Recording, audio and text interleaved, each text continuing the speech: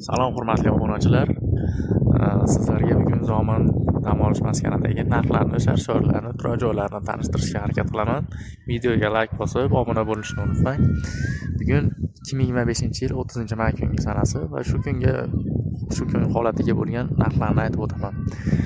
Zomin dam olish maskaniga kirishda Zomin postida 7 yoshgacha bepul, 7 yoshdan yuqorilarga 18.150 so'm bir martalik kirib chiqish uchun to'lov qilinadi.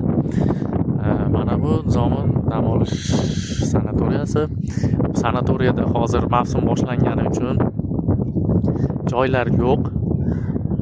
Kishi boshiga 600 ming so'mdan bir kuniga 1 million so'mgacha 3 mahal ovqati va 5 kunga olishingiz kerak eng kamida.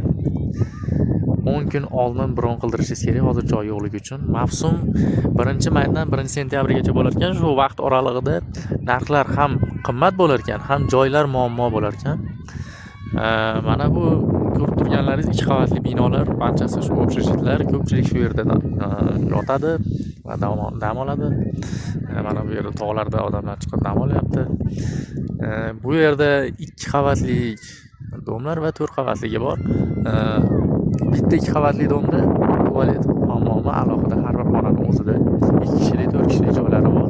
Hozirgi narxlari 300 ming so'mdan 350 ming so'mgacha. Qolgan barchalari 200 ming so'mdan ularda tualet, hammomi, bitta pod'ezd uchun общий joylashgan bo'ladi, oshxonasi ham общий. Mana bu Sharshara yonida mehmonxonasi bor. 600 ming so'mdan bir kishi boshiga. Sharsharaga kirish 5 ming so'm to'lovi. Bir kunda shu 5 ming so'm to'lov qilasiz, xohlaganda kirib chiqib yuraverasiz. Mana kanatkani ko'rgan bo'lsangiz, bu deyarli 2 kilometr masofani bosib o'tadi. Bu kishi boshiga 70 ming so'mdan borish, qaytishi 70 ming so'm, 140 ming so'm. Bu kanatga Osmon ko'prigiga yaqinroq joyga boradi. Osmon ko'prigida narxi o'tib qaytish bir kishi boshiga 50 ming so'mdan, 50 ming so'mdan.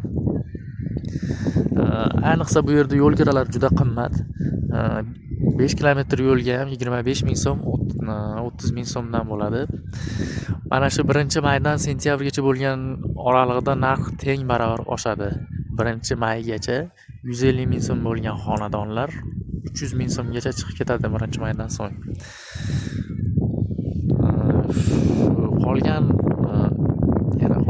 e'tiborli joylarini, qolgan narxlarini keyingi videolarda tanishtirib o'taman. Videoga like bosib, obuna bo'lishni unutmang. Yana nimalar narxlari kerak bo'lsa kommentariyada yozib keting, imkon qadar yetkazib boramiz.